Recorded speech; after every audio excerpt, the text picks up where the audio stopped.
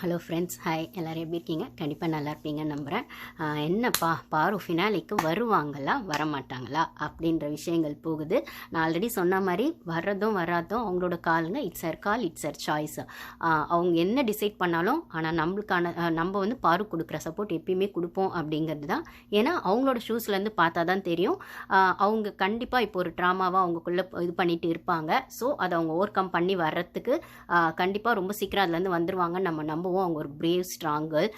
அது வந்து அதுக்கான ஒரு விஷயமா இப்போ வந்து விஜய் டிவி கொடுத்த இந்த காலை அவங்க அக்செப்ட் பண்ணலாம், இல்லை அக்செப்ட் பண்ணாமல் இருக்கலாம். அது அகெயின் அவங்க சாய்ஸ்ன்னு சொல்லும்போது இதில் அவங்களுக்கு பெனிஃபிட்ஸ் இருக்கா அப்படிங்கிறத தான் அவங்க யோசிக்கணும். இதனால அவங்களுக்கு வந்து ஏதோ ஒரு இடத்துல அவங்க பட்ட வலிக்கோ கஷ்டத்துக்கோ இது வந்து ஒரு வார்ம் வெல்கமாக அவங்களுக்கு இருக்கும் அப்படின்னா கண்டிப்பாக அவங்க எடுக்கலாம். இல்லை திருப்பி அவங்கள ஹர்ட் பண்ணுற மாதிரி இருந்துருமோ அப்படின்னு ஒரு பதட்டமோ இல்லை ஒரு ஹெசிடேஷனோ தயக்கமோ இருந்தால் அவங்க இதை அவாய்ட் பண்ணலாம். அப்படின்னும் போது இந்த கிளாரிட்டியை அவங்க விஜய் டிவி கிட்ட கண்டிப்பாக வந்துட்டு அதை கிளாரிட்டி வாங்கிட்டு தான் வரணுங்கிறது தான் என்னோட டிமாண்டாக இருக்குது. ஸோ நான் அந்த இடத்துலேருந்து நான் பார்த்தேன் அப்படின்னு சொன்னால் அகெயின் அவங்களுக்கு இருக்க ஒரே விஷயம் இப்போ அவங்களுக்கு என்னவா இருக்கும்னா சேலரி கொடுப்பாங்களா அப்படிங்கிறது நம்ம எல்லாருமே யோசிச்சுட்டே இருக்க ஒரு விஷயம்னா அது அவங்க மைண்டுக்குள்ளேயே விடும். என்னதான் இருந்தாலும் சேலரி கொடுப்பாங்க அப்படின்னு ஒரு சிலர் சொன்னாலும் கொடுக்க மாட்டாங்க அப்படின்னு ஒரு சிலர் சொல்கிறது அப்படின்னும் போது எல்லாமே விமர்சனமாக தான் இருக்கே தவிர உண்மை என்ன நம்மளுக்கு தெரியாது, ஃபேக்ட் என்னன்னு. ஸோ மஹத் அப்படிங்கிறவருக்கு கூட ரெட் கார்டு கொடுத்துட்டு அதுக்கப்புறம் ஃபினாலிக்கு கூப்பிட்டாங்க செகண்ட் சீசனில் அப்படின்னு சொல்கிறாங்க. எனக்கு தெரியாது, நான் அப்போலாம் பிக் பாஸ் பார்க்கல, எனக்கு அதை பற்றி தெரியாது. இதே மாதிரி ரெட் கார்டு இஷ்யூஸில் கன்னடா பிக் பாஸில் ரெட் கார்டு கொடுத்துருக்காங்க அப்படின்னு சொல்கிறாங்க, கொடுத்து ரிவோக் பண்ணியிருக்காங்க அப்படின்னு சொல்கிறாங்க. அதுவும் எனக்கு தெரியாது, இதுவும் நான் கேள்விப்பட்டது தான். இது நிறைய இடத்துங்களில் ஸ்டார்டிங்கில் கொஞ்ச நாள் முன்னாடியே நான் கேள்விப்பட்டேன். ஆனால் இப்போது பாரு ரெட் கார்டு விஷயங்கள் ரிவோக் ரெட் கார்டு அப்படின்னு வந்ததுக்கப்புறம் அந்த மாதிரி நடந்திருக்கு. ஸோ பண்ண முடியாமலாம் இல்லை, கண்டிப்பாக ரிவோக் பண்ணலாம். ஆனால் அது சேனலோட சாய்ஸாகவும் ஹோஸ்டோட சாய்ஸாகவும் அந்த கண்டஸ்டன்ட்டோட டிசர்விங் கெப்பாசிட்டியை பொறுத்தும் இல்லைனா அந்த ஷோக்கான மாரலா எத்திக்ஸா அந்த சீசனில் என்ன சொல்ல வராங்க அப்படிங்கிறதுக்கான விஷயமாகவும் அது அமைஞ்சிருக்குன்னு சொல்லும்போது ஆப்வியஸாக அது சேனலோட சாய்ஸ் தான். எண்ட் ஆஃப் த டே சேனலோட சாய்ஸ். அதை ரிவோக் பண்ணுறதோ இல்லை டிஆர்பிக்காக கொடுத்தாங்க, டிஆர்பிக்காக எடுக்கிறாங்க, டிஆர்பிக்காக கொடுத்தாங்க, டிஆர்பிக்காக வந்து ஃபினாலே கூப்பிடுறாங்க அப்படின்னும் போது மஹத்லாம் வந்தாங்க அப்படின்லாம் சொல்கிறாங்க. ஆனால் வந்ததுனால அவருக்கு எதாவது பெனிஃபிட்னா அது அவரை தான் கேட்கணும். ஏன்னா ஒரே ஒரு விஷயம் மட்டும் என்ன நடக்கும்னா இந்த சேலரி கொடுப்பாங்களா கொடுக்க மாட்டாங்களா அப்படிங்கிற விஷயத்தில் கிளியர் கட்டாக கண்டிப்பாக அவங்க கொடுத்து தான் ஆகணும் அப்படிங்கிறது வரும். ஏன்னா அக்ரிமெண்ட் என்னவா போட்டிருக்காங்க அப்படின்னும் போது அக்ரிமெண்ட் பேஸு அப்படின்றது மாதிரி அவங்க கிட்ட என்ன அக்ரிமெண்ட் போட்டாங்கன்னு நம்மளுக்கு தெரியாது. நாங்கள் என்ன வேணால் பண்ணுவோம், நீங்கள் கேள்வி கேட்கக்கூடாதுன்னு போட்டாங்களா, இல்லை எப்படினாலும் நாங்கள் வந்து எண்ட் ஆஃப் த டே சேலரிங்கிற விஷயத்தில் பிரச்சனை பண்ண மாட்டோம், அது உங்களுக்கு வரதை வந்துடும். ஆனால் எவிக்ஷன் எப்போ வேணால் பண்ணுவோம், இல்லை எப்படி வேணால் பண்ணுவோம், ரெட் கார்டாக பண்ணுவோம், எல்லோ கார்டாக பண்ணுவோம், இல்லை திடீர்னு வந்து அன்ஃபேர் எவிக்ஷனாக பண்ணுவோம், எப்படி வேணால் பண்ணுவோம், ஆனால் சம்பளம் மட்டும் கொடுத்துருவோம் அப்படின்னு சொன்னாங்களா அப்படிங்கிறது நம்மளுக்கு தெரியாது. இல்லை நாங்கள் என்ன பண்ணாலும் நீங்கள் கேள்வி கேட்கக்கூடாது, கேஸ் அது இதுன்னு போகக்கூடாது அப்படிங்கிற மாதிரி எதையாச்சும் சொல்லிட்டாங்களா அப்படின்னு நம்மளுக்கு தெரியும். ஸோ அக்ரிமெண்ட்டில் என்ன பேஸ் இருக்குன்னு தெரியாத பட்சத்தில் இப்போ இந்த விஜய் டிவி காலை வந்து பாரு வந்து அக்செப்ட் பண்ணால் அவங்களுக்கு வந்து சேலரி வந்து கிட்டத்தட்ட எனக்கு தெரிஞ்சு பாருக்கு வந்து நிறைய சம்பளம் அப்படின்ற மாதிரி நான் கேள்விப்பட்டேன். அதாவது சாண்ட்ரா உள்ள வரதுக்கு முன்னாடி, சாண்ட்ரா பிரஜன் வைல்டு கார்டு உள்ள வரதுக்கு முன்னாடி, சாண்ட்ரா பிரஜன் அமித் கூட மோஸ்ட்லி கம்மியாக தான் இருக்கும்னு நினைக்கிறேன். சாண்ட்ரா பிரஜன் திவ்யாவுக்கு கொஞ்சம் சேலரின்னு நினைக்கிறேன். ஆனால் அது அவங்க உள்ள வரத்துக்கு முன்னாடி பாருக்கு தான் ஜாஸ்தியாக இருந்ததாகவும், வைல்டு கார்டு உள்ள வந்தோடனே பாருக்கு ஈக்குவலாக இவங்களுக்கு சாண்ட்ராக்கெலாம் சேலரி இருந்தது. கண்டிப்பாக சாண்ட்ராக்கும் சேலரி ஜாஸ்தி ஈக்குவலாக இருந்திருக்கணும், இல்லை பாரு விட ஜாஸ்தியாக இருந்திருக்கணும்னு சொல்லும்போது, ஆனால் அதுக்கு முன்னாடி பாரு கூட இருந்த கண்டஸ்டன்ஸை விடவும் பாருக்கு தான் அங்கே வந்து சேலரி ஜாஸ்தி அப்படின்னு சொல்லும்போது எனக்கு தெரிஞ்சு அவங்க 90 days இருந்ததுக்கு ஒன் வீக் எப்படியும் ஒரு 20-25,000 சொல்கிறாங்க. இது மினிமம் தான் எனக்கு தெரிஞ்சு. ஆனால் இது உண்மை பொய்யெல்லாம் எனக்கு ஆப்வியஸாக தெரியாதுங்க. அங்கே இருந்த கண்டஸ்டன்ஸ் விக்ரம் சபரி எல்லாம் விடவும் கூட கொஞ்சம் பாருக்கு ஜாஸ்தி அப்படின்னு சொல்லும்போது அதனால தான் அவங்க கிட்ட இருந்து கண்டென்ட் வந்து எக்ஸ்ட்ராக்ட் பண்ணாங்க அப்படின்னு ஒரு விஷயம் இருக்குது.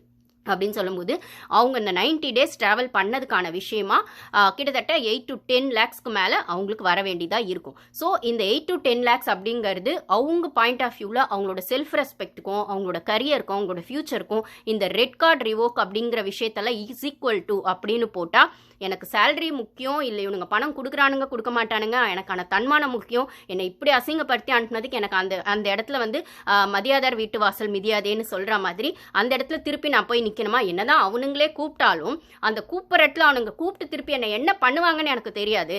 திருப்பி என்னை கிரிட்டிசைஸ் பண்ணுவாங்களா, ஸ்டேஜில் நிற்க வச்சு அசிங்கப்படுத்துவானுங்களா, இல்லை வந்து அந்த ஒரு ப்ரோக்ராமில் ஈவெண்ட்டில் ஃபினாலே ஷோவில் பேருக்கு ஒரு இடத்துல ஒரு சேரை கொடுத்து உட்கார வச்சு அங்கேயும் கேமரா ஃபோக்கஸை வச்சு எடிட்டர் வந்து என்னோடதே வச்சு டிஆர்பி எடுத்துட்டு திருப்பி என்ன சோஷியல் மீடியாவில் என்னோட இமேஜ் டேமேஜ் பண்ணுவாங்களா, இல்லை இங்கே போகிறது மூலமாக எனக்கான வழியில் ஏதாவது ஒரு விஷயங்கள் மாறுமா அப்படின்னு இந்த கொஸ்டின்ஸ் எல்லாம் அவங்களுக்குள்ளே கேட்டு அவங்க ஃபேமிலி கிட்ட, முக்கியமாக அவங்க அம்மா கிட்ட, அவங்களுக்கான க்ளோஸ் சர்க்கிள்குள்ளே கேட்டு டிசைட் பண்ணி தான் அவங்க இந்த சாய்ஸை எடுக்கணும் அப்படிங்கிறது தான் என்னோட ஒப்பீனியன். ஸோ ஆனால் கண்டிப்பாக விஜய் டிவி கிட்ட அவங்க டிமாண்ட்ஸ் வைக்கணும். கிட்டத்தட்ட ஒரு 2-3 கால் போயிருக்கு, நிறைய கால்ஸ். கமருதீனா ஃபர்ஸ்ட் கால் அவங்க கூப்பிடலனாலே சும்மா இங்கே கேள்விப்பட்டாலே உட்காந்துருவான். ஏன்னா விஜய் டிவியோட ஆஃபர் அவனுக்கு தேவை, விஜய் டிவியோடது அந்த ஒரு விஷயங்கள் அவனுக்கு தேவை. அவன் விஜய் டிவியை நம்பி தான் இருக்கான். அப்படின்னு சொல்லும்போது ஆல்ரெடி அவனுக்கான சீரியல்ஸ் போகிறதாகட்டும், இனிமே வரக்கூடிய 3 வருஷம் ப்ராஜெக்ட் என்னமோ அவன் அதுக்குள்ள இருக்கான் விஜய் டிவிலன்னு சொல்லும்போது, திவ்யாவும் சேனல் ப்ராடக்ட் அப்படின்னு சொல்லும்போது இவங்களாம் அந்த சேனல் நம்பி இருக்காங்க. அந்த சேனலுக்கான சேனல் ப்ராடக்டாக இருக்கிற பட்சத்தில் அந்த ப்ராஜெக்டில் இவங்களுக்கான ஆஃபர்ஸ் கொடுக்கப்படும். இவங்களுக்கான சர்வைவல் அந்த சேனலில் தான் இருக்குது அப்படின்னு சொல்லும்போது, அவன் கூப்பிடலனாலுமே உட்காரக்கூடிய ஆள் தான் அப்படின்னு சொல்லும்போது, கூப்பிட்டாலுமே அவனுக்கு அவன் கூப்பிடலனாலே உட்காருவான் அப்படின்னும் போது, கூப்பிட்டதுக்கு இன்னும் எனக்கு கிடைச்ச வரைக்கும் சான்ஸ் போதண்டா, வந்த வரைக்கும் யூஸ் பண்ணிக்கிறேன் அப்படிங்கிற மாதிரி அவன் வர்றதுல எந்த அதிசயமும் இல்லை, எந்த ஒரு பெரிய அட்வென்ச்சரும் இல்லை. பட் ஆனால் பாரு வருவாங்களா அப்படின்ற கொஸ்டினுக்கு பின்னாடி பாரு இதெல்லாம் நான் ஆல்ரெடி போன வீடியோவில் சொன்ன மாதிரி பாரு எல்லாத்தையும் யோசிச்சு அவங்க கண்டிப்பாக அவங்களுக்கான ஸ்டாண்டில் தெளிவாகவும் இல்லை ரொம்ப ஸ்ட்ராங்காகவும் இருக்கணுன்றது தான் நம்மளோட ஒப்பீனியனாக இருந்தாலும், அந்த ஸ்டாண்ட் என்னங்கிறது அவங்களோட சாய்ஸ் அப்படின்னு சொல்லும்போது, இப்போ விஜய் டிவி கூப்பிடுறது எனக்கு கேட்டால் அவங்க கால் அத்தனை வாட்டி பண்ணியிருக்காங்க. ஏன் விஜய் கூட கால் பண்ணியிருக்காரு, வர சொல்லி கூப்பிட்டு இருக்காரு, இன்விடேஷன் போயிருக்கு அப்படின்னு சொல்லும்போது, பிரதீப்க்கும் ரெட் கார்டு கொடுத்த இடத்துல பிரதீப்பையும் கூப்பிட்டாங்க, பிரதீப் வரல. பட் ஆனால் பிரதீப்க்கு கொடுத்த இடத்துல அது ஃபர்ஸ்ட் 3-4 வீக்ஸ்லயோ 2 வீக்ஸ்லயோ கொடுத்த பட்சத்தில் ஃபினாலேக்கு நிறைய டைம் இருந்தது. ஸோ ஹோஸ்ட் அதை அனலைஸ் பண்ணுறதுக்கும் சேனல் அதை அனலைஸ் பண்ணுறதுக்குள்ளுமே ஷோ வேற மாதிரி போயிடுச்சு அர்ச்சனா வச்சு அப்படின்னும் போது, அவன் பிரதீப் வந்தாலும் சரி வரலனாலும் சரி அப்படிங்கிற மாதிரி அந்த இடத்துல பிரதீப் வரவும் இல்லை. பட் ஆனால் பிரதீப்க்கு சேலரியும் கொடுக்கலன்னு ஒரு பக்கம், இல்லை கொடுத்துட்டாங்கன்னு அவர் ஒரு பக்கம் சொன்னதாகவும் இருக்குது, அதுவும் நம்மளுக்கு தெரியாது. ஸோ ஹிந்தி பிக் பாஸ்ல இந்த மாதிரி ரெட் கார்டு கொடுத்து அவங்க வெளியில போகும்போது, இப்போ பாரு கொடுக்கும்போது இப்போ கமருதீனுக்கு கொடுத்து வெளில அமிச்சாங்க அப்படின்றத விடவும், அங்கே ஒரு பையனுக்கு கொடுக்கும்போது ஒரு பொண்ணுக்கு தானாவே கூட சேர்ந்து போயிருக்கா ஹிந்தி பிக் பாஸ்ல. கௌரவ் ஏதோ பேர் சொல்றாங்க, எனக்கு அது பேர் சரியா தெரியல. அவங்க கௌஹம் என்னமோ சம்திங் சொல்றாங்க, உங்களுக்கு தெரிஞ்ச கமெண்ட்ஸ்ல ஷேர் பண்ணுங்க. ஸோ இதெல்லாம் நான் கேள்விப்பட்ட விஷயங்கள்லாம், இதெல்லாம் எதுவுமே எனக்கு ஓப்பனா தெரியாது, அங்கங்க நான் எனக்கான கிளிப்பிங்ஸ். பட் ஆனால் 2-3 இடத்துல கேள்விப்படும் போது ஷியோர் அப்படிங்கிற மாதிரி ஃபேக்ட் அப்படிங்கிறது தான். ஸோ அப்போ போயிருக்காங்க ஒரு பொண்ணு, அதாவது அவனுக்கு கொடுக்குறீங்கன்னா நானும் அதுக்குள்ளே இருக்கேன், நானும் போகிறேன், அந்த பொண்ணு வாலண்டியராக போய் திருப்பி அவங்க 2 பேரையுமே உள்ளே கூப்பிட்டு அப்போ அந்த ரெட் கார்டு ரிவோக் அதாவது உள்ளே கூப்பிட்றாங்க, ரிவோக் பண்ணுறாங்கன்னு அர்த்தம். அந்த ஷோக்குள்ளேயே கூப்பிட்டு அவங்கள ஆட வச்சு அந்த வெளில கூட போனா இல்லைங்களா, அவளுக்கே டைட்டில் வின்னர் கொடுத்ததாகவும் வருது. அப்போ இதெல்லாம் ஒரு பெரிய ஹிஸ்ட்ரியாக இருக்குது. கனடா பிக் பாஸ்லாம் நடந்திருக்கு. அதுக்கப்புறம் ஹிந்தி பிக் பாஸில் அவங்க கூட போன பொண்ணை வாலண்டியராக போன பொண்ணையும் உள்ளே அந்த ஒரு ஜஸ்டிஃபிகேஷன், அதாவது அந்த ரெட் கார்டை ரிவோக் பண்ணி தான் பிளேக்குள்ள அனுப்ப முடியும். இப்போ இவங்கெல்லாம் டிஆர்பி ஃபினாலே கூப்பிட்றாங்கன்னா, பிரதீப் கூப்பிட்டதாகட்டும், மகத்தை கூப்பிட்டதாகட்டும், இப்போ கமருதீன் பாரு கூப்பிட்றாங்க, ஜஸ்ட் பொம்மை மாதிரி உட்காந்துக்கோங்க, டிஆர்பிக்காக உட்காடுறீங்களோ, அதாவது பாரு கூப்பிட்றது ஆப்வியஸாக டிஆர்பி தான். கமருதீனை விடவும் பாரு கூப்பிடும் போது, இல்லை பாரு கமருதீனை சேர்த்து இவங்க கேமராவில் ஃபோக்கஸ் வைக்கும் போது இவங்களுக்கான ப்ரோமோக்கான டிஆர்பியும் அந்த ஷோக்கான டிஆர்பியும் அந்த ஒரு நாளுக்கான டிஆர்பியும் வச்சு சம்பாரிச்சிடலான்னு பார்க்குறாங்க. ஏன்னா 2 வீக்ஸ் இவங்களுக்கு டிஆர்பி இல்லை, பிச்சை எடுக்கிறாங்கல்ல.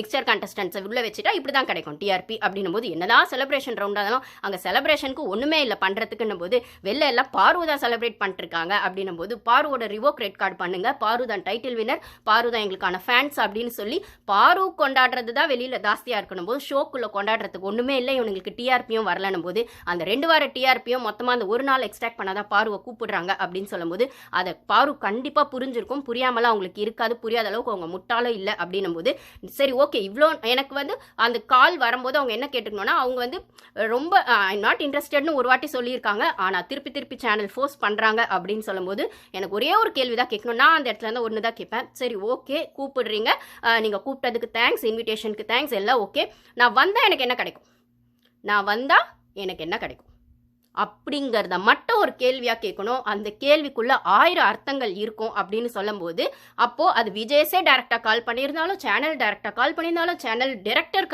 அந்த பிரவீன் மில்ராயோ சம்திங் யார் கால் பண்ணியிருந்தாலுமே இவங்க எல்லார்கிட்டையுமே இதே கேள்வியை காமனாக வச்சு, சரி ஓகே சார் நான் வரனே வச்சுக்கோங்களேன், வந்தால் எனக்கு என்ன சார் கிடைக்கும் அப்படின்னு கேட்டால் விஜய் டிவி கிட்டேருந்து என்ன பதில் வருது, ஹோஸ்ட் கிட்டேருந்து என்ன பதில் வருது, அந்த பிரவீன் மில்ராயோ சம்திங் அந்த சிஇஓசி யாராக இருக்கட்டுமே, அந்த சேனல் மெம்பர்ஸ், அந்த டெசிஷன் மேக்கர்ஸ், சேனல் மேக்கர்ஸ், அவங்க கிட்டேருந்து என்ன ரெஸ்பான்ஸ் வருது அப்படிங்கிறத வச்சு தான் பாரு டிசைட் பண்ணோன்றத என்னோட ஒப்பீனியன். அப்போ வந்து இல்லை உங்களுக்கு பிரச்சனை பண்ணாமல் சேலரி கொடுத்துறோம் அப்படின்னு சொன்னால் அப்போ அது அவ்வளோட சீப் விஜய் டிவியோட சீப் மென்டாலிட்டியே காட்டும். அது என்னது அக்செப்ட் பண்ணுறாங்க பண்ணல இவங்க விஷயம். இல்லை நாங்கள் வந்து உங்களுக்கு நடந்த விஷயங்கள் ஏதோ ஒரு சூழ்நிலை காரணமாக நடந்துருச்சு அப்படின்னு இவனுங்க சொன்னாலும் அது இவனுங்க சுயநலத்துக்கு தான் பண்ணாங்கன்றதா ஒன்று. நான் எப்பயுமே தப்பை 2 விதமாக பார்ப்பேன்.